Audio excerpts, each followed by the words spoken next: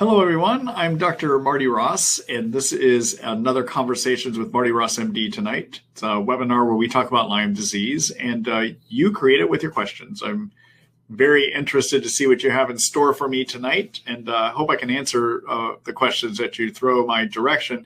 Usually I can. Every now and then you'll stump me, and sometimes you give me some new ideas to consider working here with my patients at my practice here in Seattle as well, too. So the way these webinars work, you get to participate. You participate two ways. Number one, you can listen in and you can see what questions people ask and then the responses I give to that. The other thing you can do is actually write a question. And the way to do that is over on the right-hand side of your computer at the bottom, there is a chat box. Write your question to me through that chat box, okay? The only thing I ask is that you try to be brief with your questions. If they get too long, I'm not going to be able to post them. They actually tie up my computer, and they also get too hard for people to follow, all right? So this format works better for smaller questions or shorter questions. During the webinar tonight, I will read those questions out loud. For those of you that are participating in the live version, though, you're actually going to be able to see them post on your screen, but I still read them because in the recorded version of the webinar, you are not able to see those posted questions, all right? And so, yes, I am creating a recording of the webinar. My intention is that I'll have it sent out to you and have it ready for everyone to view tomorrow morning by 9:30 a.m. Seattle time. Now, that's my intention. We'll have to see how things go tonight as to whether I get the edits in place for that. And then, anyhow. And when you do get the email, so to come out tomorrow morning in an email, I'll send you an email announcing everything is ready. It will have a link to the page where you can see the recording.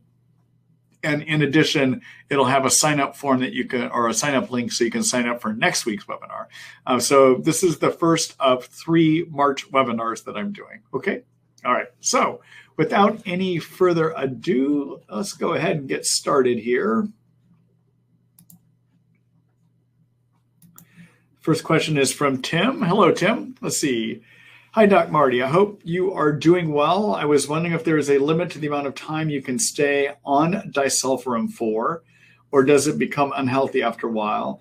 I tried Disulfiram several times and it got me really far, but I relapsed. I want to try it again, but longer this time as I don't react well to antibiotics and grapefruit seed extract. Thank you. So, Tim, we don't have a defined length of time that people can be on this. No one's done research that says what is the longest time that works or what is the most effective amount of time for somebody to be on it. I have in my practice had people on it for longer periods than the 4 months that many people recommend. And so I try to consider it on a case-by-case basis. The only problem you have to run into with the Disulfiram is that it does lead potentially to some liver inflammation. So you'd have to have your blood tested periodically. And of course, you would need to keep doing all the various food restrictions and alcohol restrictions and everything else too. But there's not a defined limit. Now, I will propose one problem to you, though, or an issue that you need to consider. So if you keep relapsing on Disulfiram and you've done it for 4 months at a time, it may be that you need to also combine something with the Disulfiram that treats the growing forms of the Lyme germ. So let me tell you what I mean by that. So Disulfiram, as many of you know, it's a drug that we use to treat alcoholism that was discovered about 4 years ago to be effective to treat what is known as persister Lyme. So persister Lyme is one of the growth states that Lyme can live in. Lyme also lives in growing forms. And so you can have growing Lyme, and then you can have hibernating or persister Lyme. Persister cells basically are forms of the germ that go into hibernation. They slow their metabolism way down, and they ignore most of the antibiotics that we throw at them that are better at treating growing forms, okay? So the research that was done back about 4 years ago out of Stanford University, where they discovered that Disulfiram is effective against persisters, did not answer the question about whether it works on growing forms of Lyme. And we don't know. It is possible maybe it does work on growing Lyme, but we honestly don't know. And so what I have been doing in my practice is if I have somebody that fails Disulfiram or They get better to a degree, but don't get all the way there. If I retreat, I'm often going to use disulfiram along with antibiotics that treat the growing forms of the germ as well too, okay? Now, I want to make a distinction here. Many of you may be familiar with Lyme having spirochetes. Those are the corkscrew-looking things you see on the internet. There's also another form of the germ, which is called a cyst. It's a microscopic form of the germ. Okay, so there's spirochetes and there's cysts, and the germs can go back and forth between the two. They can be a cyst for a bit, then it can become a spirochete, okay? Now, the spirochetes and the cyst have growing forms, growing state, and they have persisting state, okay? So I want to be clear, when you treat, you need to think about, if you're going to do antibiotics, you also need to be on something that's going to, for growing forms, you're going to need to be on something that covers spirochete, and you're going to need to be on something on cyst. Now, Tim, you've already told me here that you have a hard time with antibiotics and grapefruit seed extract, but you may still need to figure out which ones you might be able to tolerate that can handle growing forms of the germs while you use your disulfiram to treat the persister forms, okay? All right. So thanks for that question, Tim, and good luck to you.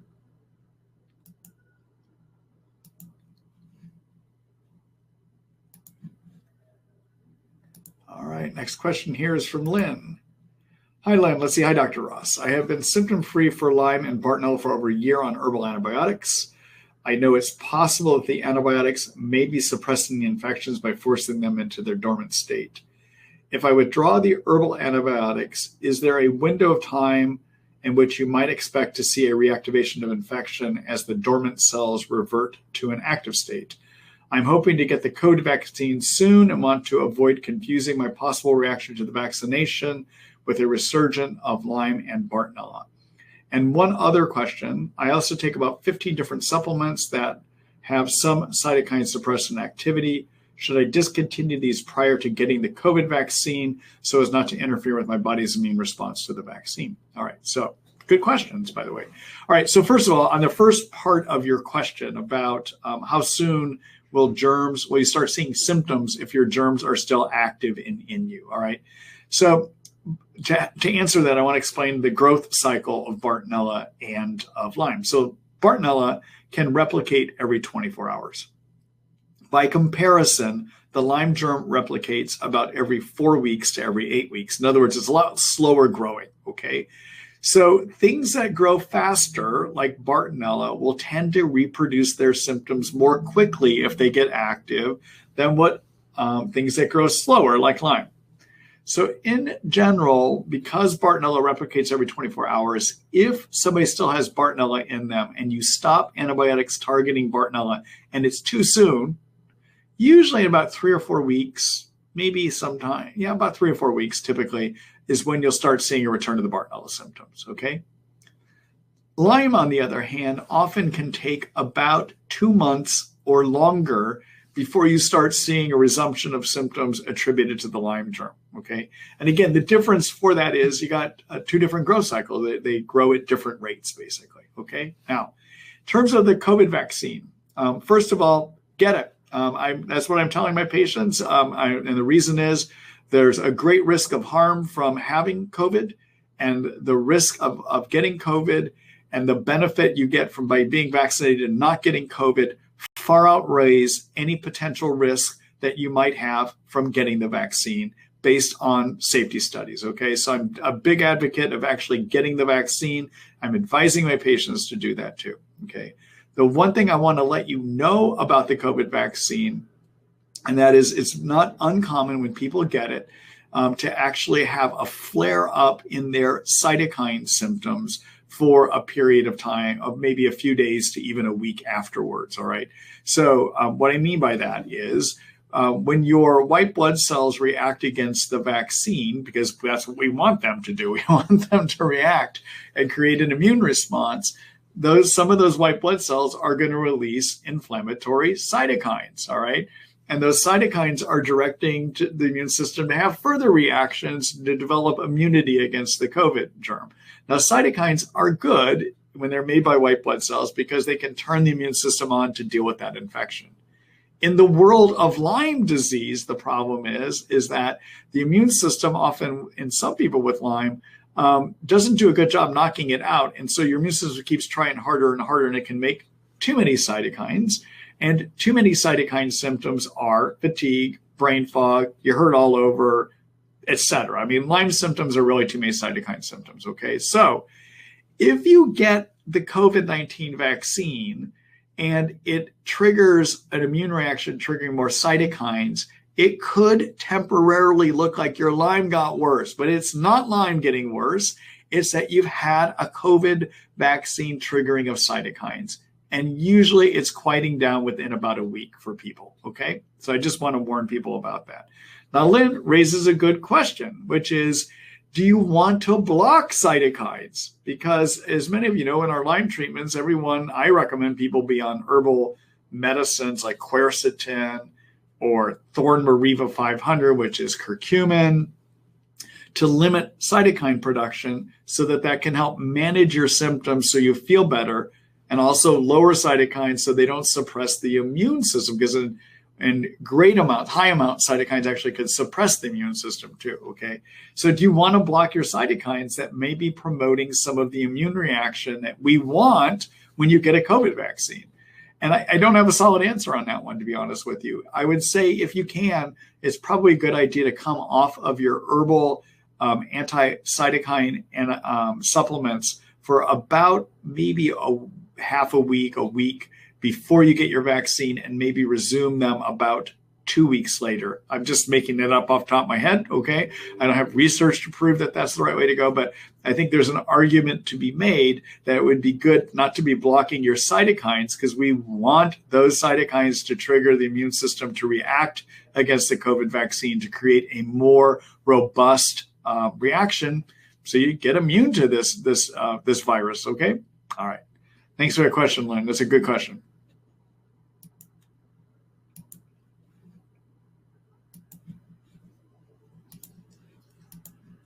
Hello, Kara, or Kara, I'm not sure how you say that. Have you ever used either of the following in the treatment of Lyme and co-infections? Fluconazole, molybdenum, what effects have you seen? So I have not used molybdenum, and I haven't seen any data suggesting it would be helpful. Okay, I just want to say that. Fluconazole is interesting. So fluconazole is a anti-yeast medication that is approved to treat yeast, I should say.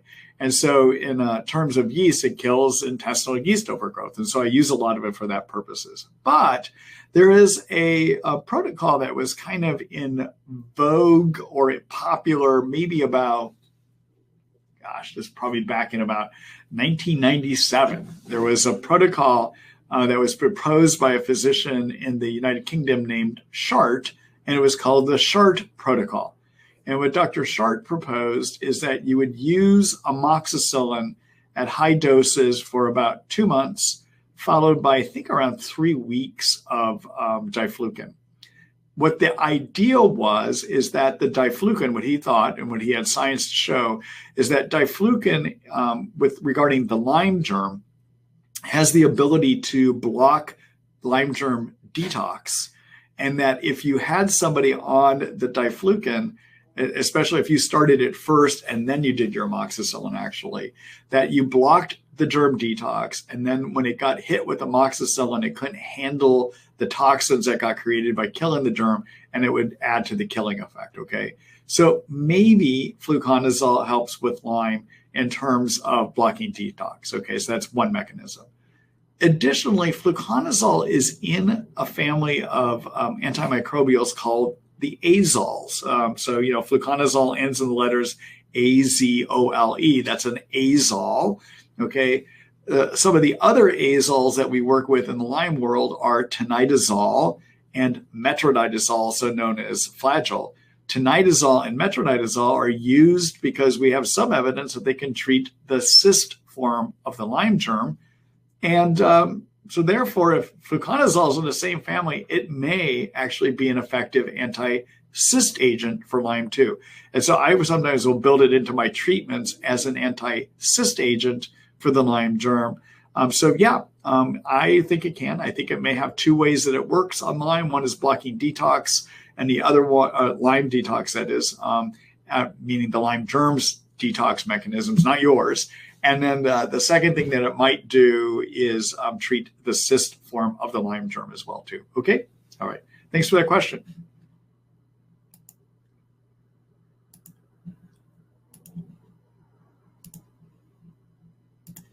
Hello, Anna. Let's see. Hello, Dr. Ross. Have you used in your practice Pekana Big 3 homeopathic medicine for kidneys, liver, and lymph detox? If yes, would you recommend using concurrently with antibiotic treatment for Lyme with co-infections? So I have not. I'm not a.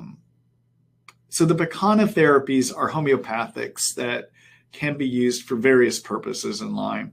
I just have never really worked to incorporate those into my treatments. I know some of my colleagues out there that are ILADS doctors do. There is, knowing how homeopathics work and how these would work, I see no reason you couldn't combine them at the same time using prescription antibiotics. They would not counter each other, okay? All right. So everyone, homeopathy, the way that they work is basically we give you something that if we gave it to you at a high dose would cause the problems we're trying to treat. But if we dilute that substance down so much that there aren't any of the chemicals or molecules left in the liquid that we've diluted it in, we then think it can have a reverse healing effect. And we think that it does so through energy, or the energy of those molecules get trapped in the liquid, even though there may not be molecules, okay? So homeopathy is a form of energetic medicine, much like acupuncture is a form of energetic medicine as well, too. Okay? All right. Thank you for that question, Anna.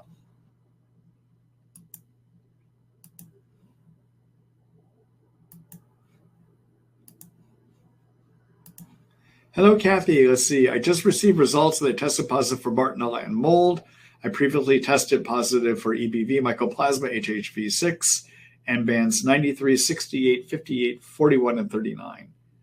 Are all typically treated concurrently? If not, which do you usually treat first? Okay, so first of all, I assume by testing positive for mold that I want to clarify what you mean by that, because I want to tell you what I mean by that, okay?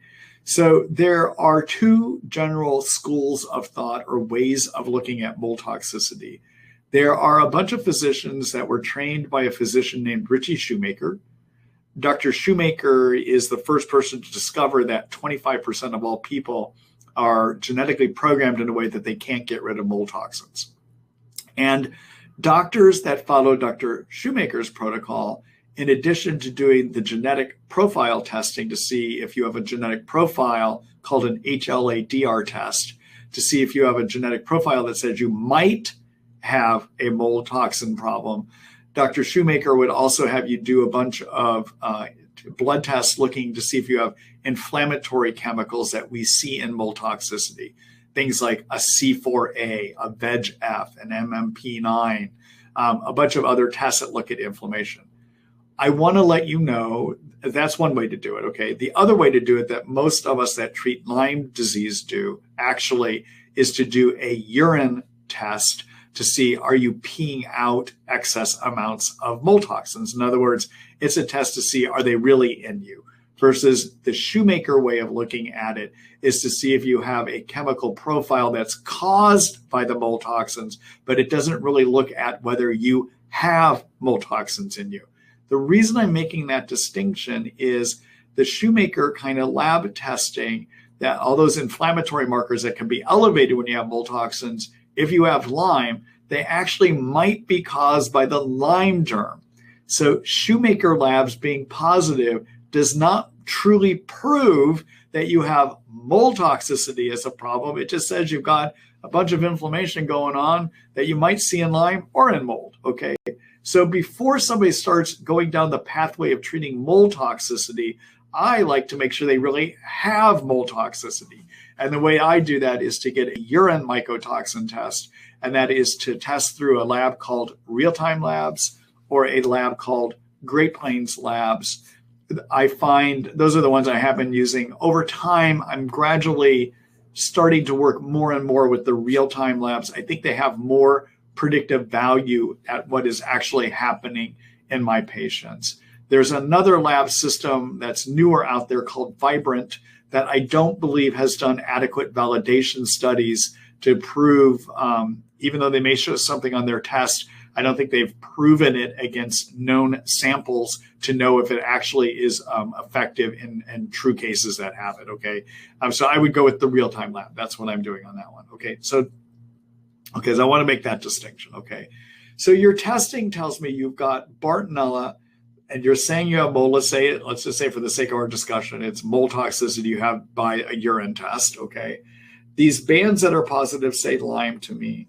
And then you've got this EBV and HHV6. All right, so let me talk about EBV, mycoplasma, and HHV6. So I don't treat for them. I know everyone likes to test for them, but I don't treat for them. And the reason I don't treat for them is what the testing is doing for EBV, mycoplasma, and HHV6.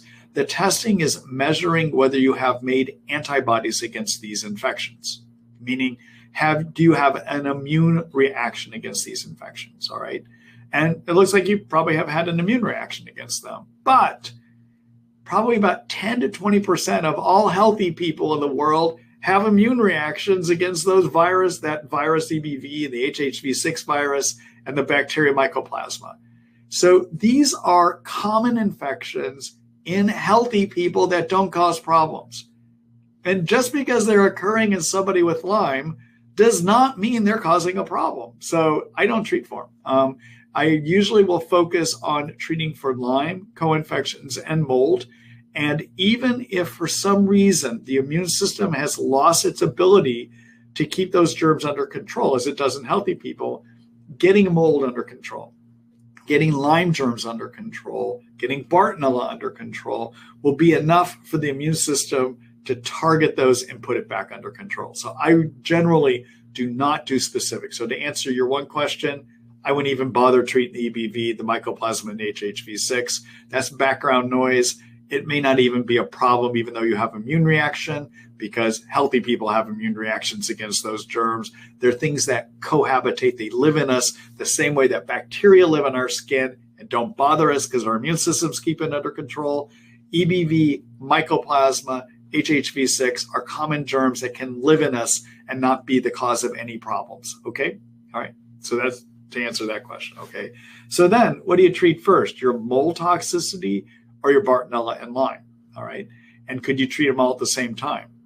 Well, you can treat your Bartonella and Lyme at the same time, all right? I usually will wind up doing that. There's a way to construct your antibiotic regimen so it would cover both using the same identical things.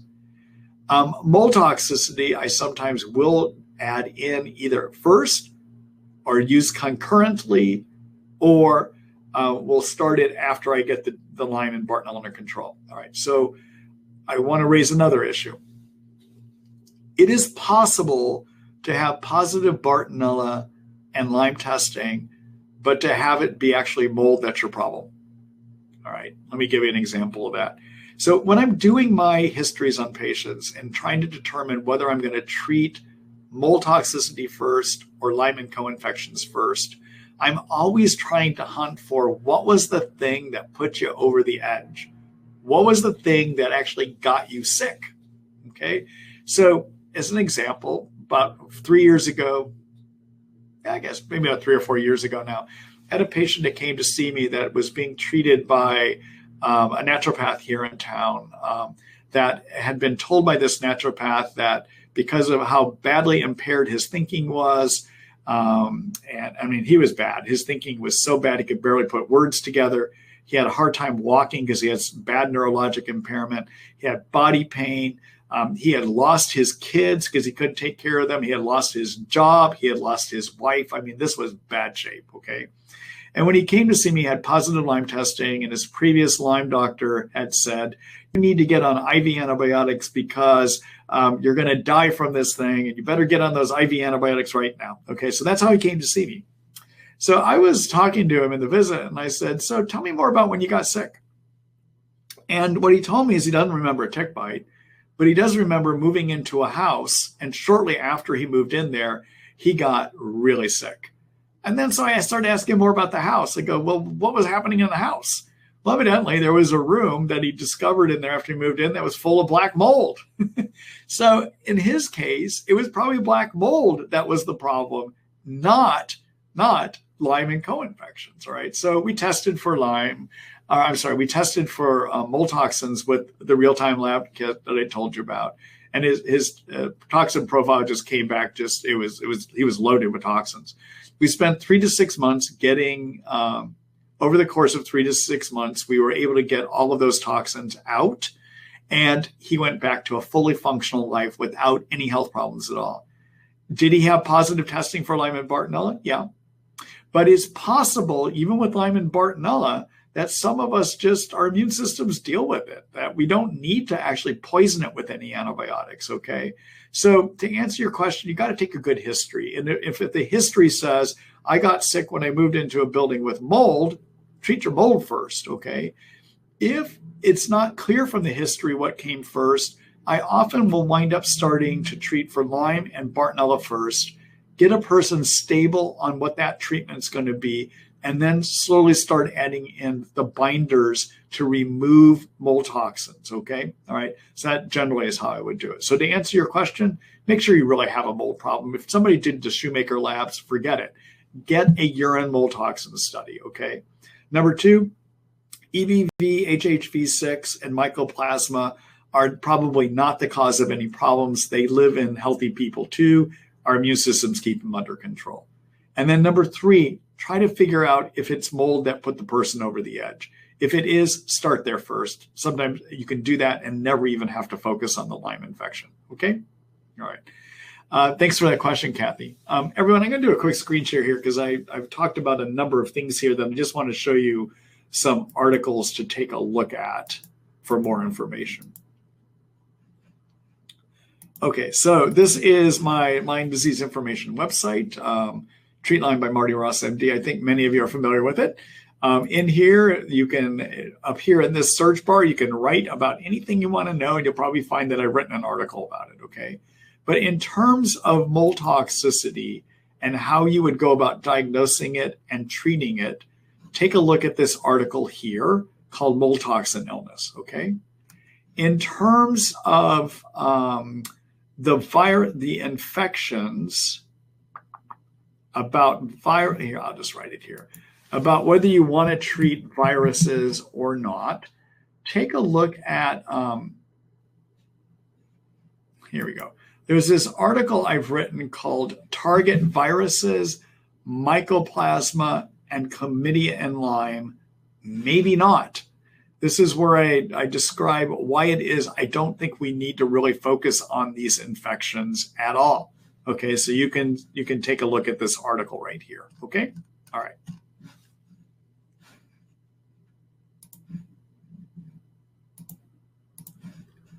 All right, Kathy, good luck to you, and thank you for that question.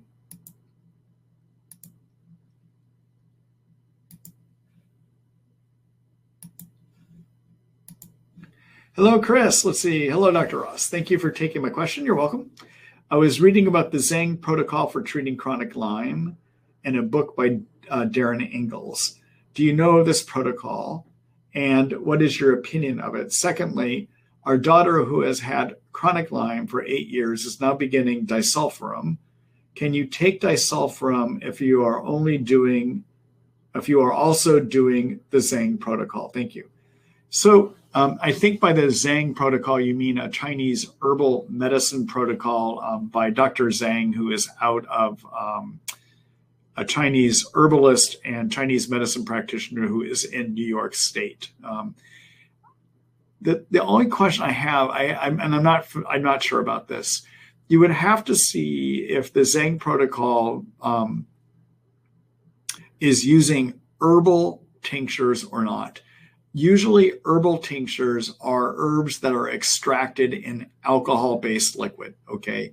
And so I just don't know because I haven't actually directly used the Zhang protocol. I am aware of it. But if the medicines that are coming out of the Zhang protocol are alcohol-based tinctures, you can't use that with the Disulfiram. They're alcohol, and remember, you can't mix Disulfiram with alcohol, okay? If they are dried herbs, I would see no reason you couldn't do both together. but I would probably start Disulfiram first, okay? In terms of using Disulfiram on an 8-year-old, I have concerns about that. And the reason I have concerns about it is Disulfiram, first of all, there are no safety studies about Disulfiram in Lyme. It's never been done, okay?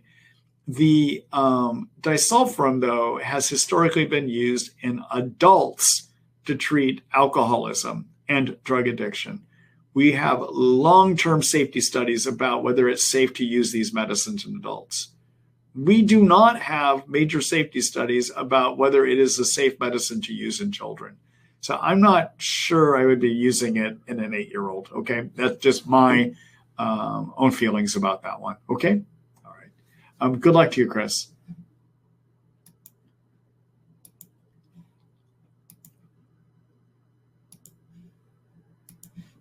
Hello, Brandy. Let's see. Are there any foods that you can eat to try and gain or even maintain weight from this wasting disease? I stayed away from carbs for fear of yeast.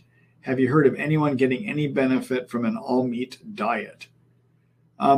So, Brandy, I would not do an all-meat diet. You need to get nutrients in you, okay? You can't starve your yeast and starve you of things that you need, okay?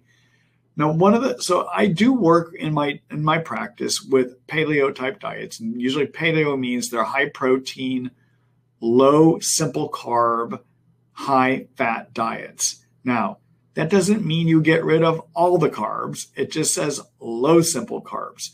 So in a typical paleo type diet, you're going to use fats, and you're going to be on proteins, and then you're going to be on vegetables with a little bit of fruit. And your vegetables and your fruit actually are carbohydrates. They're sugar, okay? You're going to tend not to be on beans, legumes, and grains. Those tend to be more simple carbohydrates, okay? So the issue and so that's a type of diet that will tend not to feed yeast, okay? There are some people, though, that need to have some carbs, otherwise they cannot maintain weight. And so sometimes I will modify my paleo type diets to have a person still get maybe half a cup or a cup of beans, legumes, or whole grains in daily. The thing that has the greatest problem about feeding yeast is simple carbohydrates. These would be things like white rice that has got all its fiber removed, cookie, candy, cake, ice cream. Those are simple carbs, okay? But more complex carbs would be things that have fiber attached. And fiber attached limits their availability of getting to yeast. So for instance, whole grains and beans and legumes have fiber attached to them. Those probably you can probably be a little bit looser with those and have a half a cup or a cup a day, okay? The other thing to keep in mind if you're trying to do a paleo type diet and you're losing weight is if you cannot add more carbs in, because sometimes you just need to, would be to increase the amount of fats that you're using, because your fats, like your coconut oils and your olive oils and your avocados, all of those are rich in fat. Fat is the most calorie-dense things you can do, okay? They're much more calorie-dense than carbs. They're much more calorie-dense than a protein, okay? All right, so those would be my thoughts. Let me give you an idea of what I call a healthy paleo type diet. I'm going to do a quick screen share here for you on that.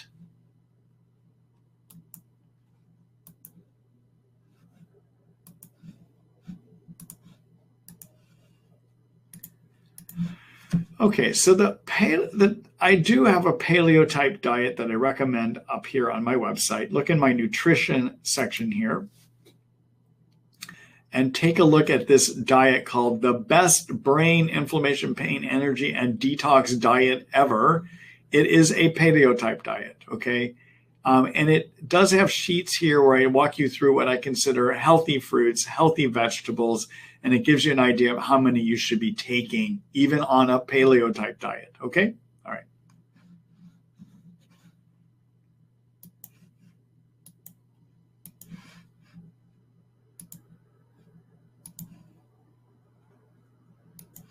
All right, let's see here.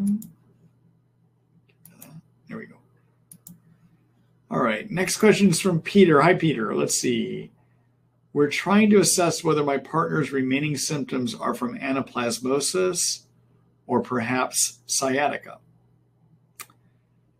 Let me see if there's a second part to this. There was not a second part. Okay. So typically, symptoms that are caused by anaplasma can be elevated temperatures and a lot of muscle achiness. And it would not be located to just one area like a sciatica can be. Sciatica, which means your nerve is being pinched as it goes down your leg and you get nerve quality pain. Nerve quality pain would be things like sharp stabbing, shooting, burning, piercing, electric, boring, very intense kind of pains. That's sciatica pain. But if the anaplasma typically is going to give you more myalgia, achy kind of pain over the whole body, not necessarily located to one area. Okay, so I would consider that. The other thing is with anaplasma. Anaplasma is one of these infections that, in my opinion, is very easy and most people to take care of. If you get on a doxycycline, a tetracycline, like a doxy or a minocycline for at least 2 weeks to a month, you probably have taken care of your anaplasma. So if your treatment in your partner, or your partner's treatment, I should say, has had doxycycline for at least 2 to 4 weeks, or minocycline or tetracycline for at least 2 to 4 weeks, I am doubtful that the remaining problem is anaplasma for them.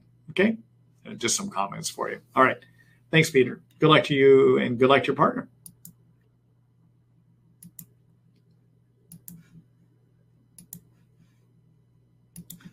Hello, Thomas. Let's see, are there any antibiotics that cannot be used in conjunction with disulfiram? Understanding that there's no science behind them. And what are some of the most recent new things that people are trying at their own risk that you are not for or against promoting? Thomas, I appreciate the last part of that question. I'm not sure what to say. Let's see. The most recent new things people are trying at their own risk that you are not for or against promoting.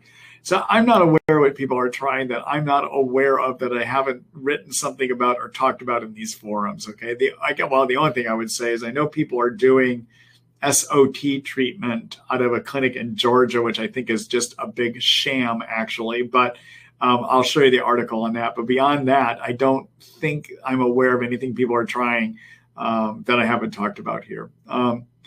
Anyhow, in terms of disulfiram, there are no antibiotics that I would not mix with it. Again, I talked earlier tonight about disulfiram being something that could be good for persister Lyme, but that we don't know whether it treats growing forms of Lyme.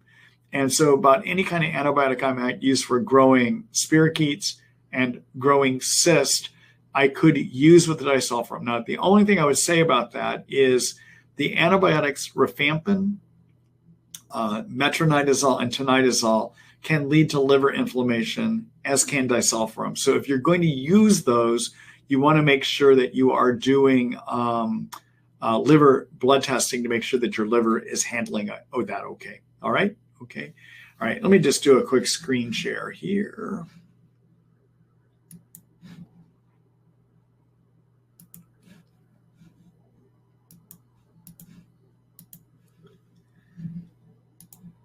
Okay, so I just mentioned this treatment called SOT, which stands for Supportive Oligonucleotide Treatment.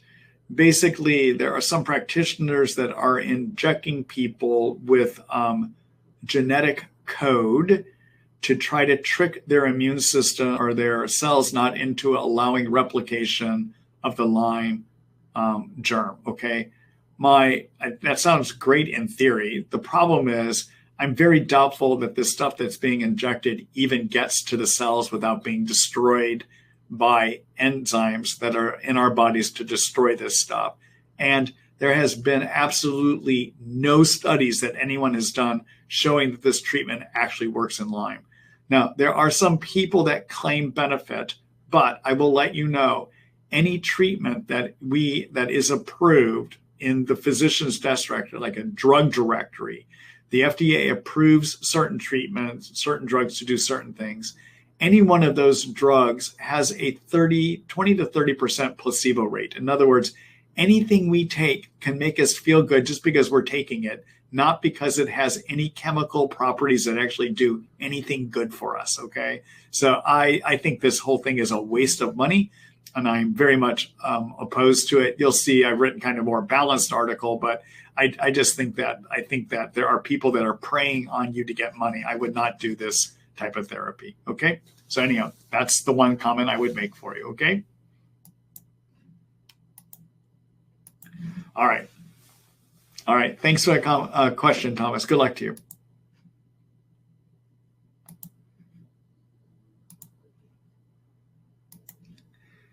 Hello, Natalie. Let's see. What adverse neurologic reactions do you see with quinine, and how often does this happen? Have you ever seen adverse reactions be long-lasting, or is it generally reversible upon stopping? So quinine, which we can use as part of babesia treatments. So for instance, you can use a prescription antibiotic called clindamycin along with quinine as a treatment for babesia.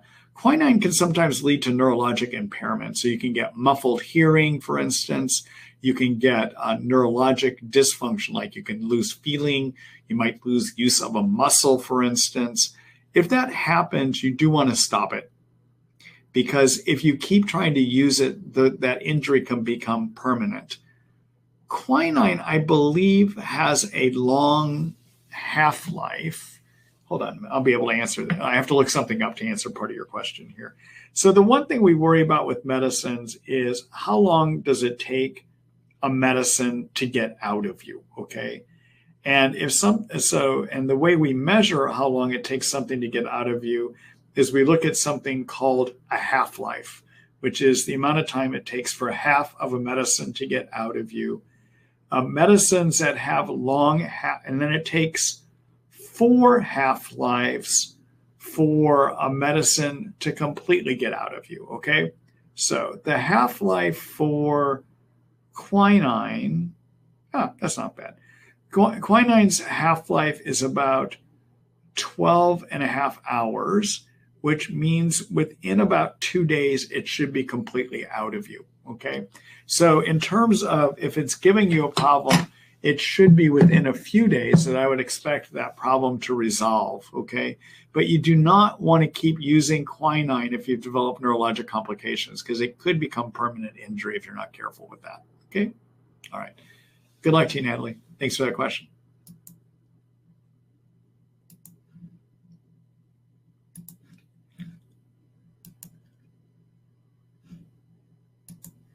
Hello, Gail. Let's see. Hi, Dr. Ross. A few unrelated questions.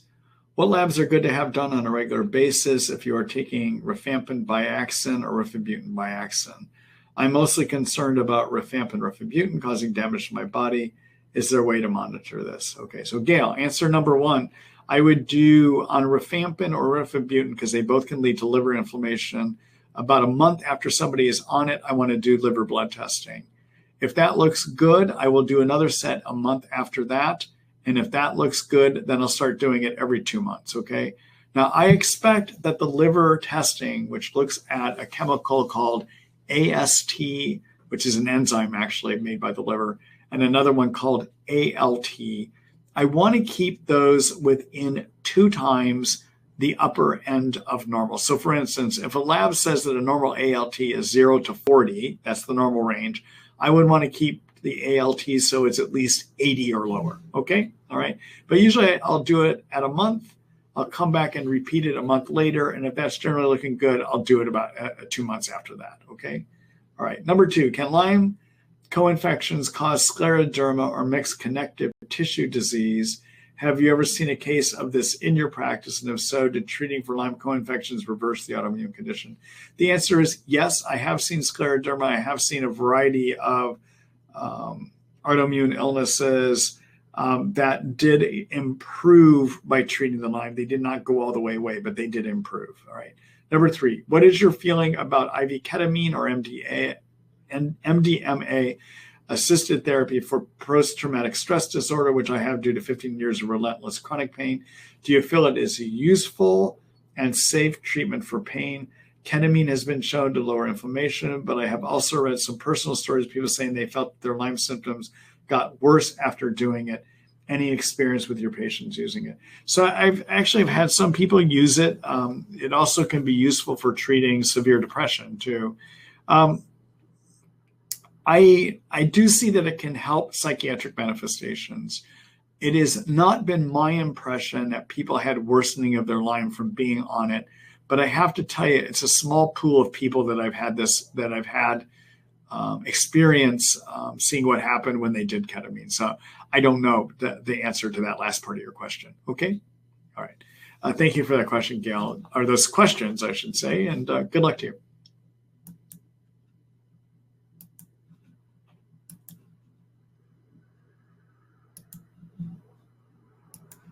Hello, Frank. Let's see, how long should I stay on amoxicillin? Generally, with any prescription antibiotic, my general rule of thumb is to remain on them for at least 6 months if you still aren't being treated and need them to get better. And usually at about 6 months, I try to rotate into a different set of antibiotics, and that's to prevent resistance from developing. Okay? All right. That's what I do in my practice. Now, different practitioners have different ways they do that. And I definitely would suggest you talk to your doctors to see what they want to do with that. Okay? All right. Thanks for your question, Frank. Good luck to you.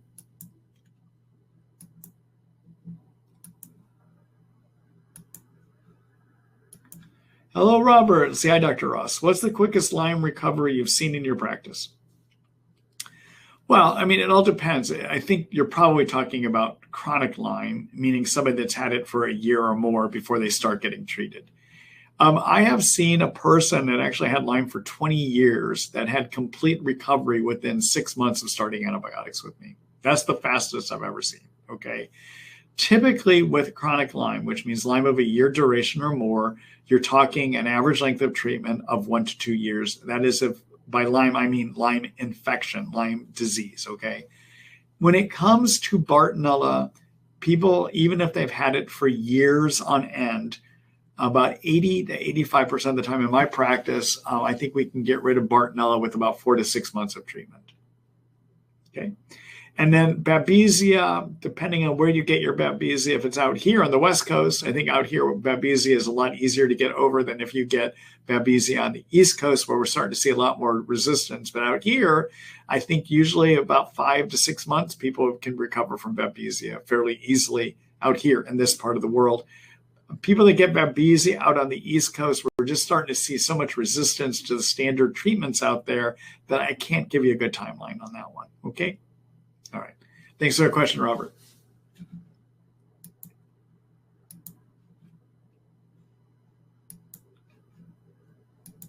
Oh, one other part, answer to your question too.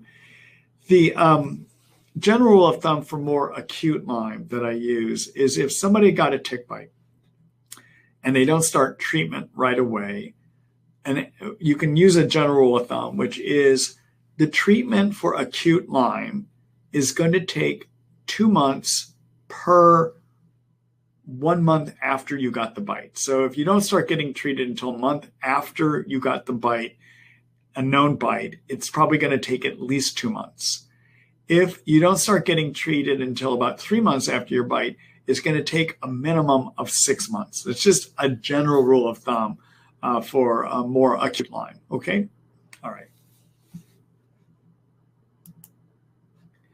Hello, Jan. Let's see. Thanks so much for what I do. You're welcome. 2 problems that I think stem from Lyme and Bart.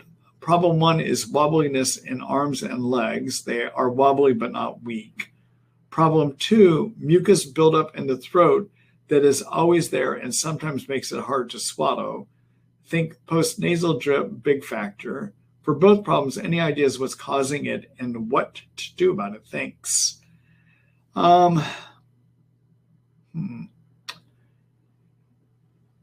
Jim, I think I would need to ask you, I would love to answer this for you, but I need to know a lot more information to even put you into a ballpark with either one of these. So unfortunately, I'm just not going to be able to answer this one for you.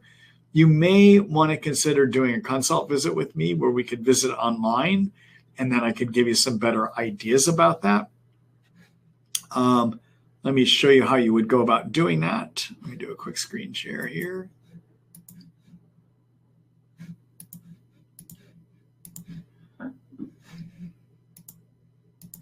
Okay, so this is my Treat Lyme by Marty Ross MD information site. Click on my clinic link up here. And this is going to bring you to my clinic website. Look on my appointments page. And then I offer two types of visits. One where I prescribe, that's the full medical service. One where I just give you an opinion and you will never need to come out here to see me. Okay, that one I do. Right now I'm doing both of these online. But anyhow, read the information. You got to scroll all the way down here to read the information about what this limited consult service entails and what my full medical service visit entails. At this point, both of these I'm offering by telemedicine for a first visit.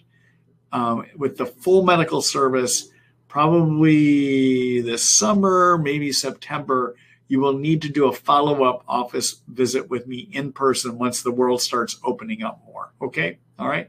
So yeah, read through everything all the way down to the bottom, or even talk about my fees, forms that you're going to need to fill out, et cetera, explains everything. And if you do want to do one of these, then click on this book now button there. Okay? And anyone could do one of those consults. Okay? All right. Thanks, Jim. Good luck to you.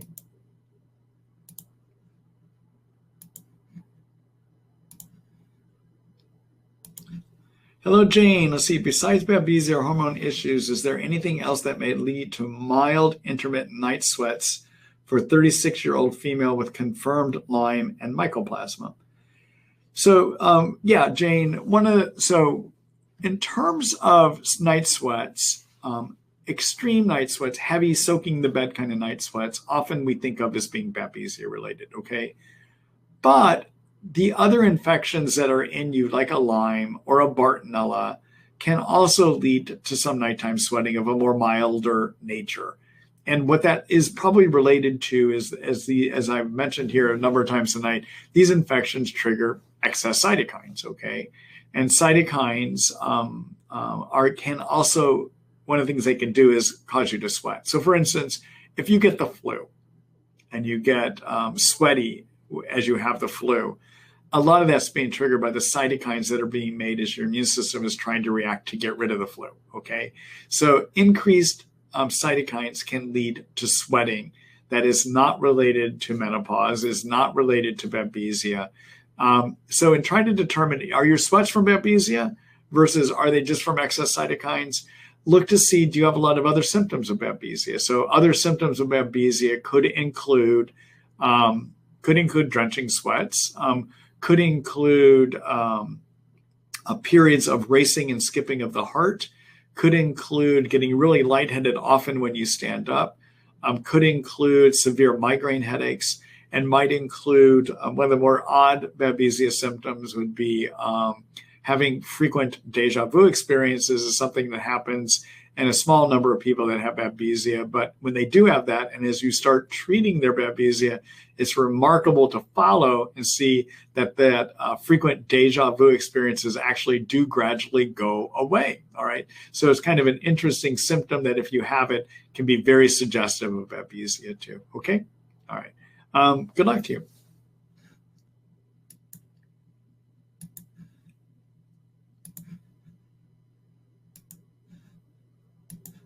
Hello, Randy. Let's see. I've had Lyme for 10 years. The symptoms come and go. I had an asteroid shot in my shoulder last year because of bad pain. The next day, my symptoms came back with, a steroid. I was trying to figure out what an asteroid shot is, but it's a steroid shot. There wasn't, for those of you that are listening in the non-recorded or in the recorded version, it's not written as A space steroid. It's written as A without a space. Okay, so that's why I said asteroid. Let me try this again here. So I've had Lyme for 10 years. The symptoms come and go. I had a steroid shot in my shoulder last year because of bad pain. The next day, my symptoms came back with a vengeance, and I was sick again for several months.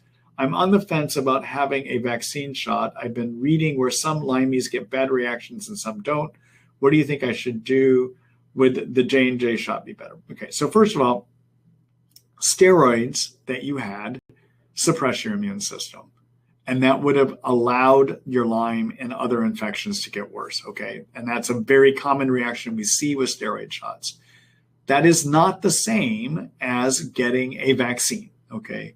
The vaccines, as I mentioned earlier tonight, all of them, whether it's J&J, Moderna, Pfizer vaccines, will trigger reactivity in your immune system, where your immune system, as it's learning to become immune to those spike proteins that the vaccines are training it to become immune to, your immune system is going to develop antibodies, and it's going to develop white blood cells that fight the germs.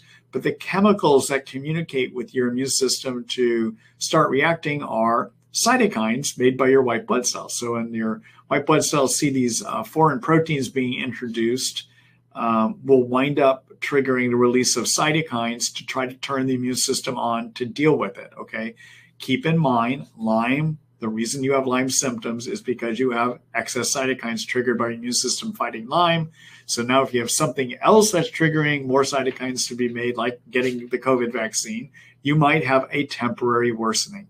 And what I will tell you is I don't see anyone with Lyme having a greater chance of having a problem with the COVID vaccine than non-Lyme patients. So even people without Lyme, many report getting knocked down from their COVID vaccine with cytokine symptoms that can take maybe a day or two to recover from, maybe up to a week for some people, okay? And yes, that same situation happens for people with Lyme. Even though that may seem risky to you to do something that might trigger more cytokines, I would say it's worth the risk to do that versus getting COVID or dying from COVID. So I am supporting people getting vaccines in this kind of a situation. Okay? All right. Thank you, Randy. Good luck to you. Good luck with your vaccines too. Oh, do I think J&J would be better in terms of triggering this? To be honest, I think it's too early to tell. We're just starting to see people get the J&J vaccine, and I don't have enough information yet to let you know as to whether it is more tolerable than what the Pfizer or the Moderna vaccine is. Okay? All right. Good luck to you, Randy.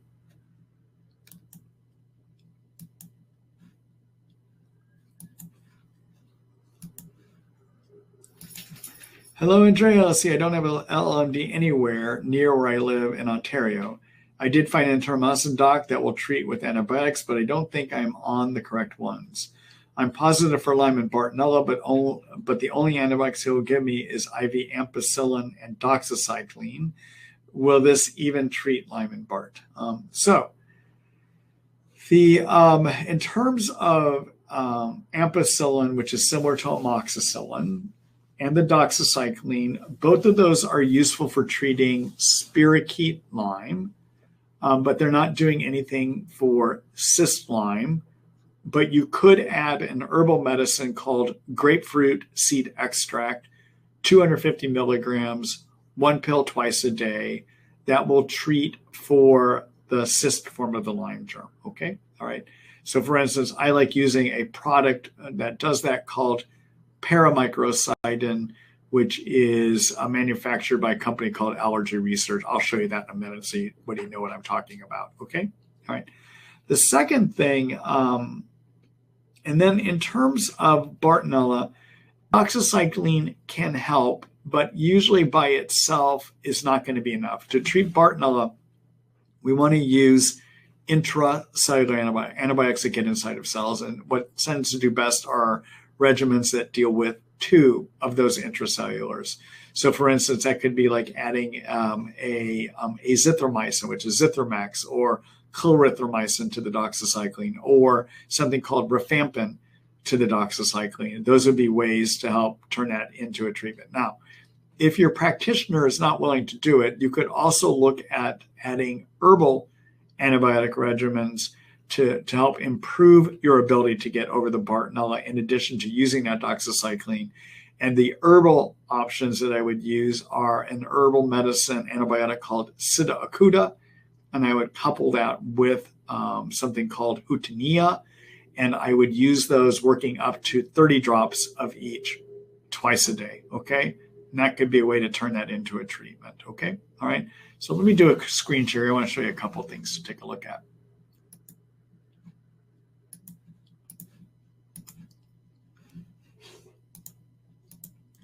Okay, so in terms of the Hutania pseudocuta, take a look at my section here on infection treatment plans. And this also in this article that I'm going to show you gives you the idea of what other antibiotic regimens might be a little bit better than just doxycycline by itself. Take a look at my article called Kills Bartonella, a brief guide, okay? And in here, I talk about the antibiotic regimens that can be good ones to use for Bartonella. I call those my tier 1 approaches. And then down here is my tier 2 approach, which would be the Sitta acuta Hutania. I would consider using oregano oil with that too, because it helps treat persisting forms, hibernating forms of the germ. Anyhow, you can use these in addition to the antibiotics that you're on. It would be okay to mix them together, okay? And then in terms of these supplements, when you're going to use supplements, make sure you're using something that is good quality, okay? And I will tell you, there is just a lot of garbage out there, all right? So I tried to simplify this for you, and I've picked a lot of supplements that I keep at my supplement store. You could look here for ideas on what I think are good brands and good products, all right? And you can even order from me. I do ship up to Canada. Anyone can order from me. But in terms of, for instance, that grapefruit seed extract I was telling you about, you would just write grapefruit seed extract up here.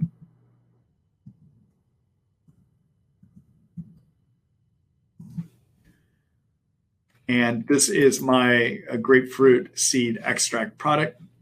It's called paramycrocytin, okay?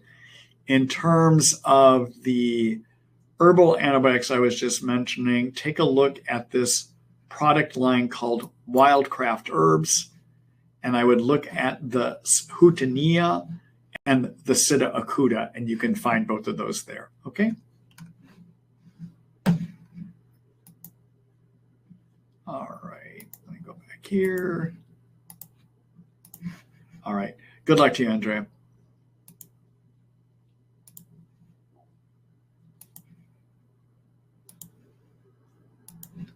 Hello, Anna. Let's see. Hello, Dr. Ross. Have you used in your practice? Oh, we already answered that one earlier.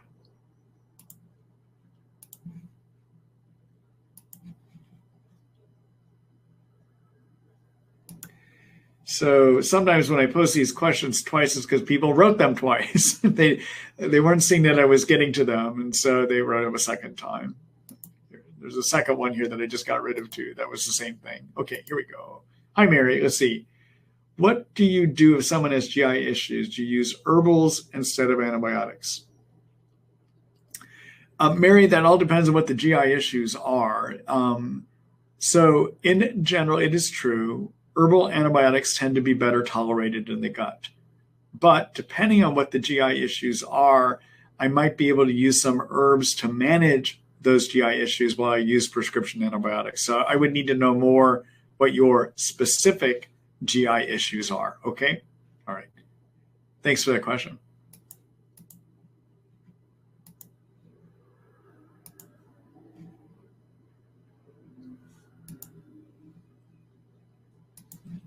Hello, Dave. Let's see. Hi. Was diagnosed with Lyme, Bartonella, Babesia, Borrelia on January 20.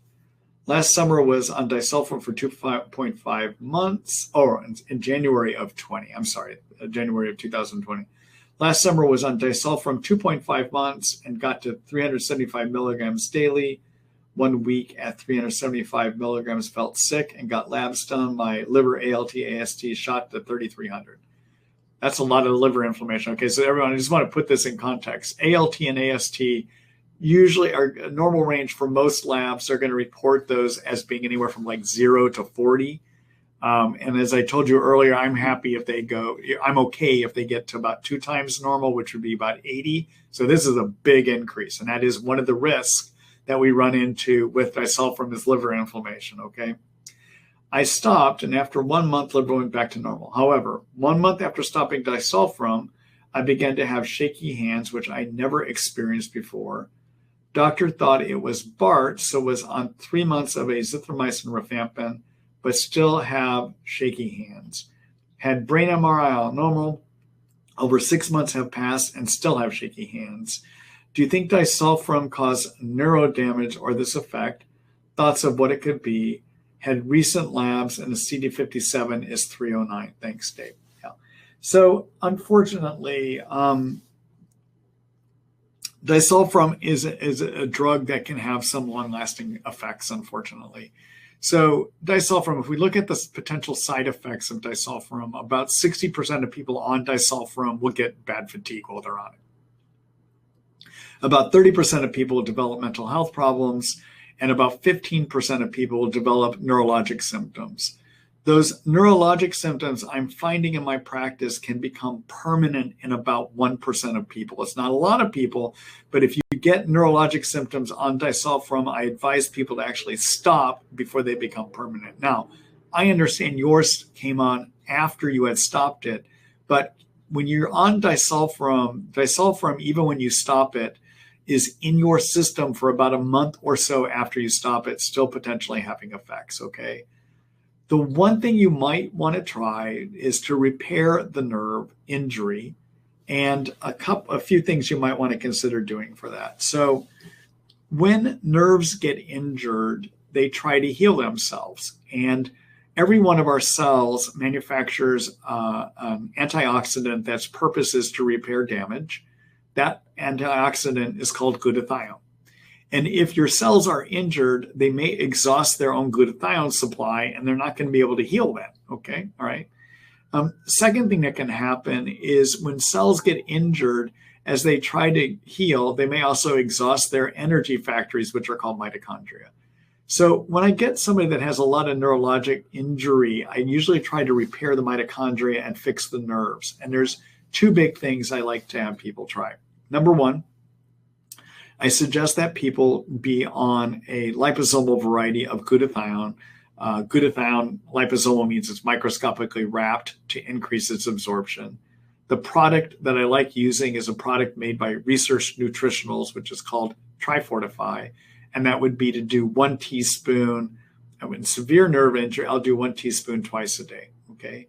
The other thing I like to do is to repair the covering of the mitochondria as well as the covering of the nerve cell membranes, and that is to use a product that does phospholipid repair or repairs the fats that make up the covering, and that's to use another product by Research Nutritionals, which is called ATP 360, okay?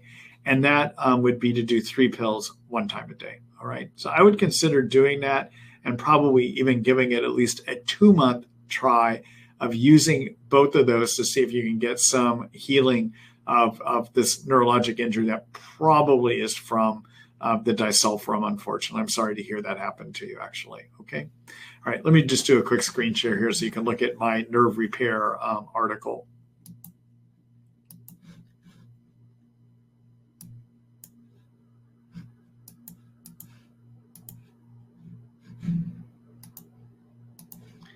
All right, so take a look at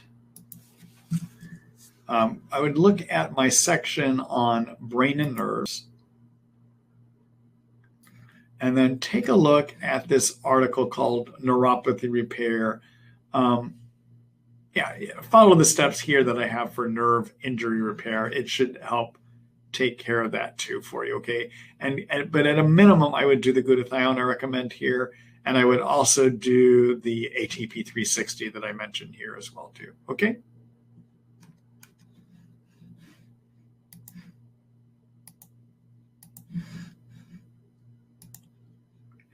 Good luck to you, Dave.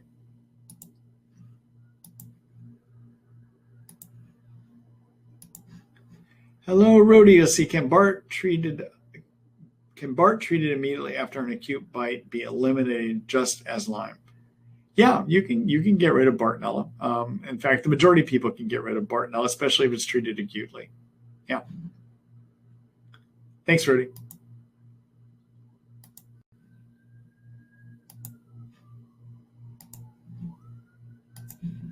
Hello, Andrea. Let's see. I'm positive for Lyme and Bartonella and had a weak positive for Babesia. What should be treated first? One, have these infections has destroyed my neck and the antibiotics I'm on are not touching it. So when somebody has Lyme, Bartonella, and Babesia, my general rule of thumb is to go after Lyme and Bartonella first. And as we start getting the Bartonella under control, looking at symptoms, then I'll add in Babesia treatment.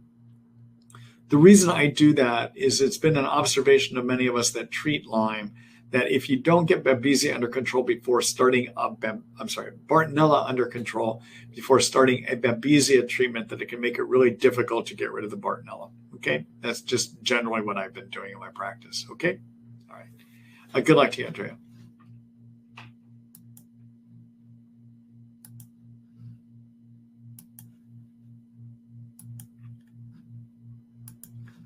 Hello, Suzanne. Let's see, Dr. Ross. How would you treat someone who is on disulfiram for Lyme already if then it turns out that he has Bartonella as well? Thank you. So I will treat what I do in a situation like that, and I definitely would talk to your physician about it. But I would stay on the disulfiram, and I would add to that 2 antibiotics that target growing Bartonella. So I'll let you know, disulfiram, if we look at studies that, so about May of 2020, Johns Hopkins University has a lab that is run by a physician named Zhang. And Dr. Zhang has been doing some really innovative research over the last 4 years, looking at what to do to treat persister Lyme, and more recently has been looking at what to do about Bartonella. And he is the first person to discover that Bartonella also has persister cells like Lyme does too. Okay, and he published that study. It's been about over a year ago.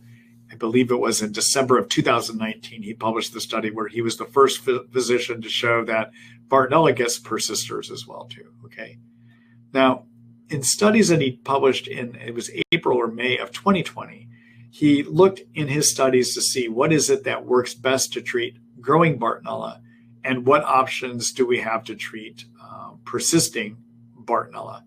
In that study, he looked at disulfiram. One of the drugs he studied was disulfiram, and disulfiram just doesn't look like it has any promise based on his research, okay? I will also tell you clinically in my practice, I don't see that disulfiram is useful as a way of treating Bartonella. So if I've got somebody that has Bartonella and I've been using disulfiram for them and they're having a lot of Bartonella symptoms, I'll add antibiotics into the disulfiram. So I will use, for instance, azithromycin, and I might use rifampin, but I will be checking the liver carefully because both rifampin and disulfiram can lead to liver inflammation. Other options to treat your Bartonella would be to do azithromycin and doxycycline and not even bother with the rifampin. But those are some options for you to consider. And yeah, I will mix the two together. Okay? All right. Good luck to you. Thanks for the question.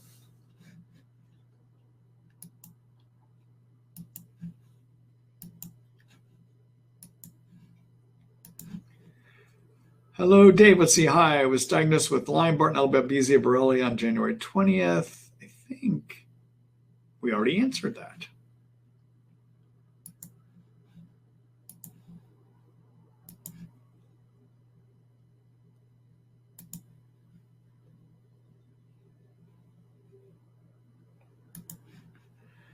Rody asked if I support Dysbio. I don't have an opinion, actually. Okay.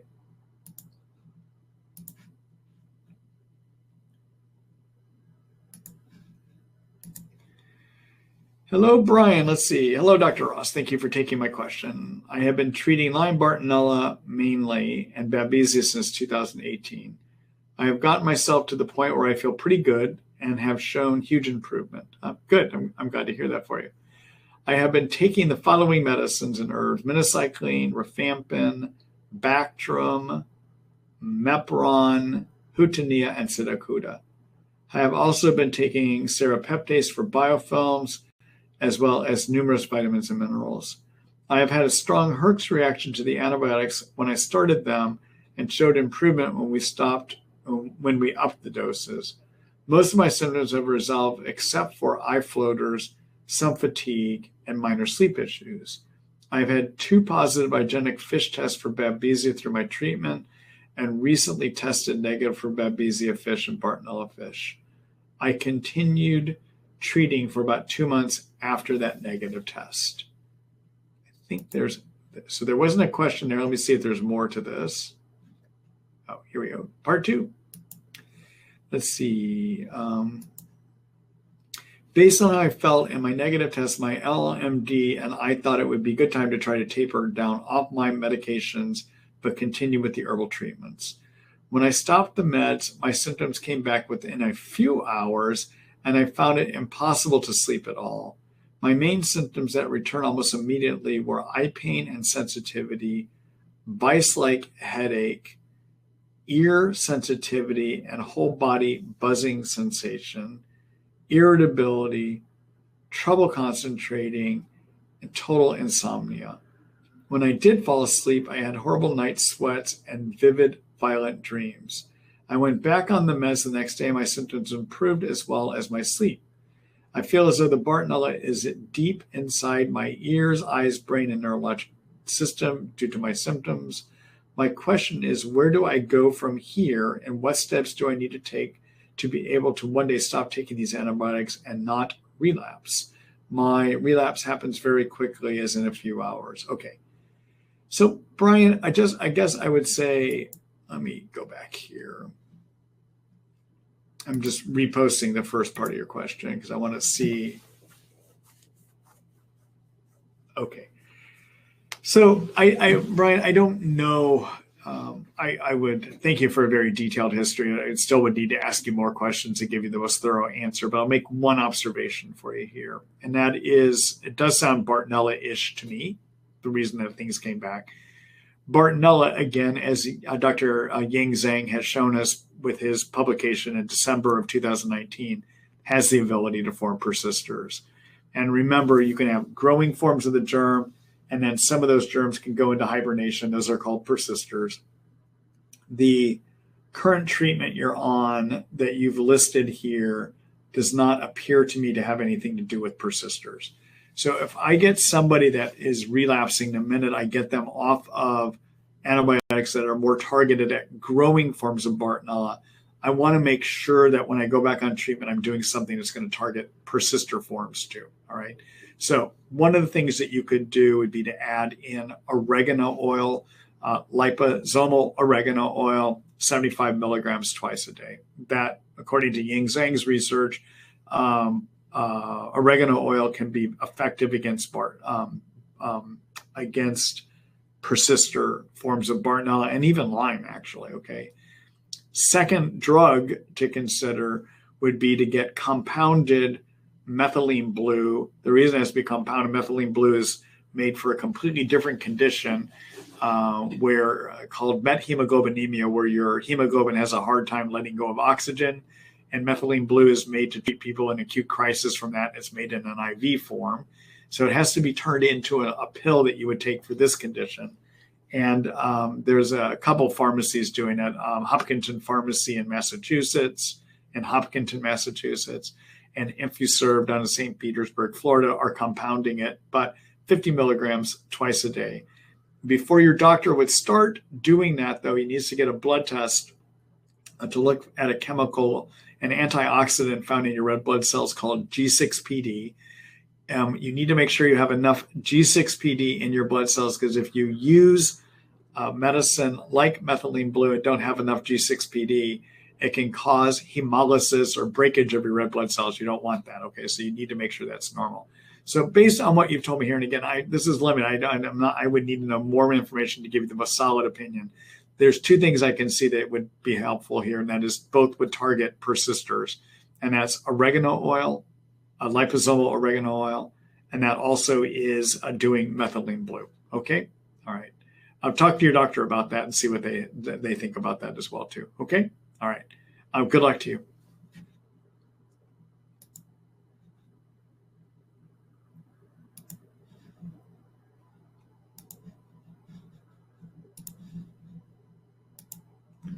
So let me just, I'm going to do a quick screen share here. Again, it's something I showed you earlier, but this would be something you can print off and take to your provider so that they'll have this information in case they're not aware of it. Take a look at my infection treatment plan section here. Look at the article on how to get rid of Bartonella. And in here, I talk about persister Bartonella and the types of treatments that can work.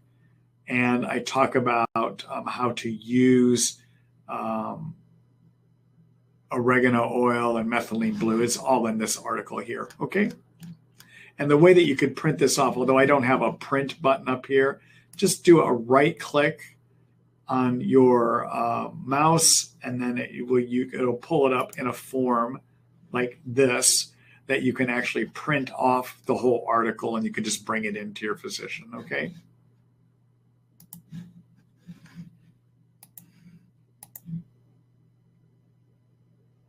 All right. Good luck to you.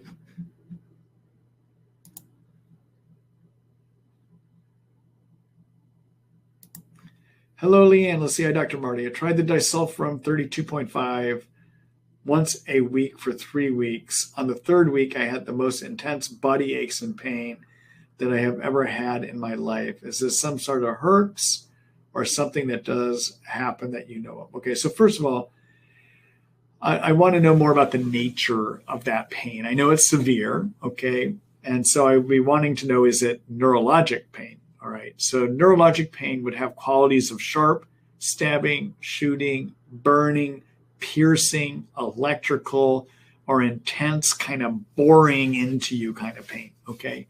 If it's any one of those, that means neuropathy. And for that, I would probably get off of it before it becomes a permanent problem, okay? Otherwise, I'm not sure why this happened to you. I would need to ask you a lot more questions, but be careful with that neuropathy as a possibility and talk to your physician about it, okay? All right. Thanks for the question.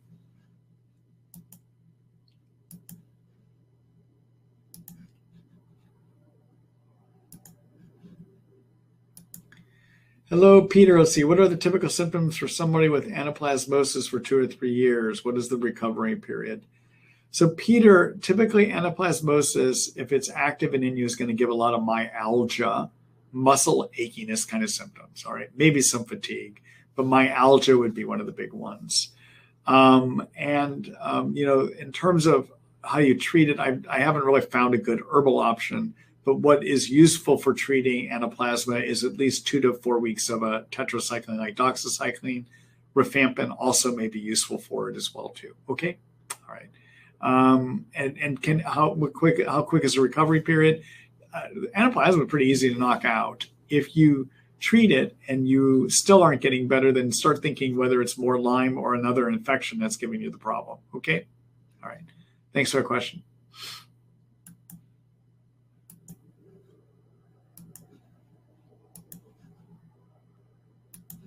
Hello, Jordan. Let's see. Can you still take quercetin curcumin to reduce cytokines when you get the COVID vaccine? Are there any supplements we should take to avoid help with the vaccine? Okay. So, Jordan, I talked about this earlier. I probably would limit your anti-cytokine medicines beginning maybe about a week before getting the COVID vaccine, and then consider starting them maybe about 2 weeks afterwards to not interfere with the development of immunity. Okay? All right. And beyond that, I don't have any other suggestions for you. Okay. Thank you for that question. Good luck.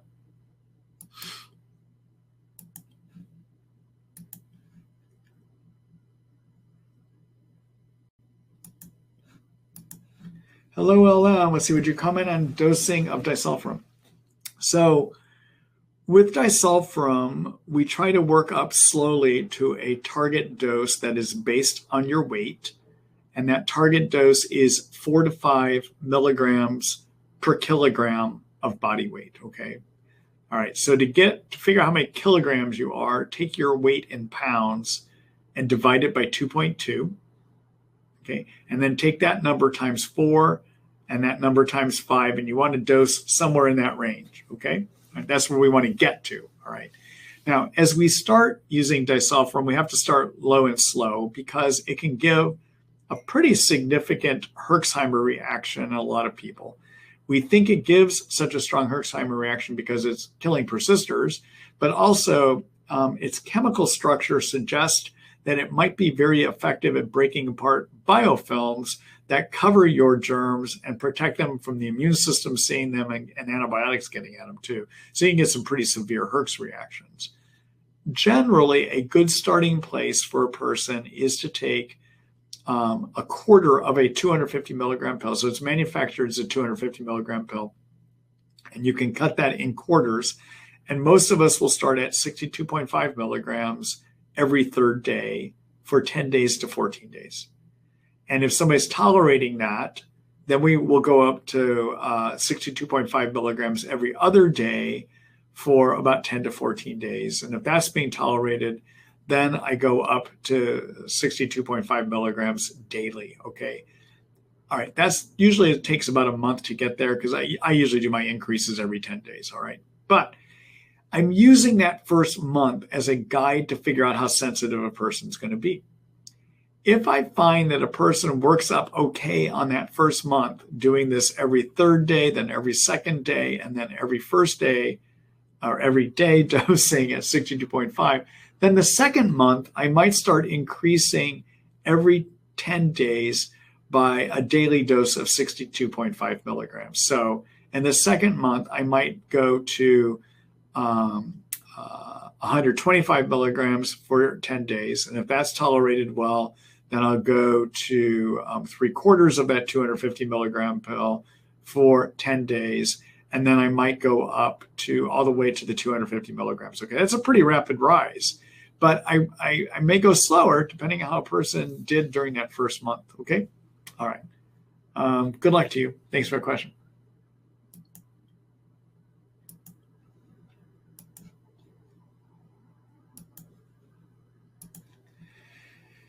Hello, Sarah. Let's see. Hello, Dr. Ross. When using agents to target biofilms such as methylene blue, is it possible that breaking the biofilms will release germs and cause a temporary worsening of symptoms? Or should these germs be killed as the biofilms are being broken if you are also on antibiotics along with methylene blue, such as rifabutin, azithromycin? Thank you. All right. So, methylene blue, if we look at Zhang's research, may have the ability to break down biofilm, okay? But it also has the ability to kill persister forms of the germs, all right? So it is possible as we start breaking down biofilm that we're going to have the germs that biofilm has been covering, like a Bartonella, like biofilm covering a Bartonella, or biofilm covering a Lyme germ, that those germs are going to be more exposed to both the immune system attacking them, as well as the antibiotics like you're talking about here. So you may get a Herx reaction. That's a very common thing to get, okay? So you're going to get a temporary worsening. You're going to have more exposure to those germs in the immune system, and the antibiotics have a better chance of getting through. And so there's going to be more killing, and more killing is going to trigger a Herxheimer reaction. So that would not be atypical to have that happen, okay? All right. Thanks for that question, Sarah.